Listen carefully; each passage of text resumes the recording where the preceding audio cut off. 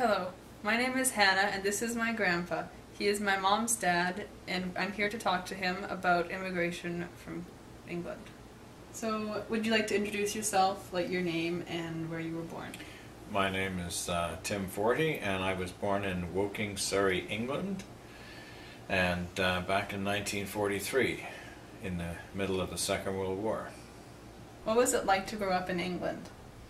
It was fairly heavily regimented. The school system is quite different than in North America. The boys and girls went to separate schools, and it was extremely difficult to go to school there.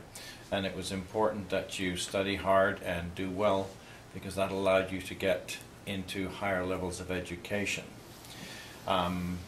When I was around 12, we went to the United States of America. My dad was attached to the British Embassy in Washington, D.C., and we were there for 3 years.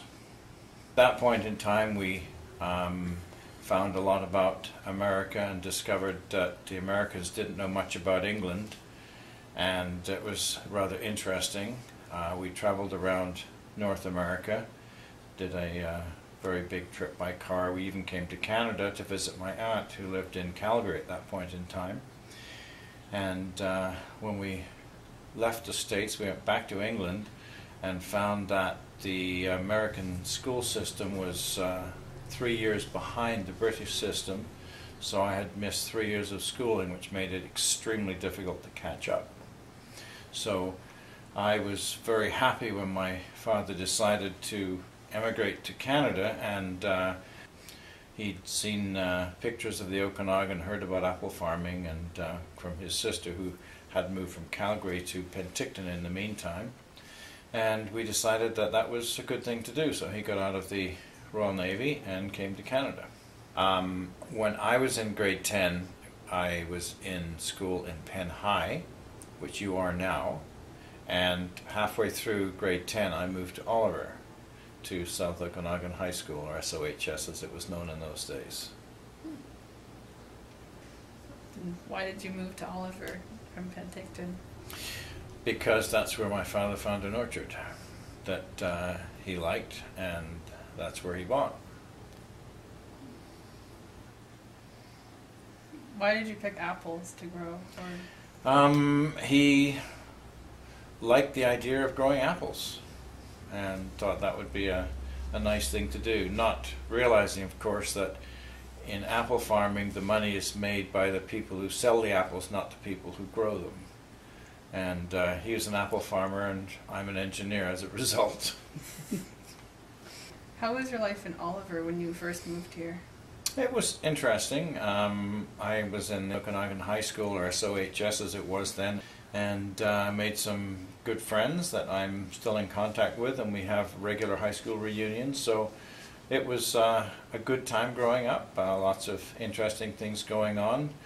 The same sort of pressures that you find in school today with kids, as somebody's in the in group, somebody's in the out group, and kids don't change much. Mm-hmm.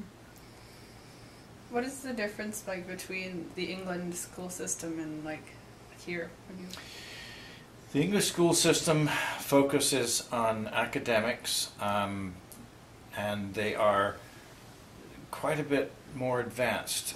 We took things like Latin and French and Greek when I was a kid, and it was rather difficult because they didn't teach that in the States. So when we went back to England, I had missed 3 years of that kind of schooling, despite having some special Saturday school supplements that my father had me go to, much to my disgust, when I'd rather been out playing in the forest rather than going to school, but that's another story. In those days, kids used to go out and play without supervision. Your mother would wave you goodbye at the door and you come back for lunch and you come back for supper later.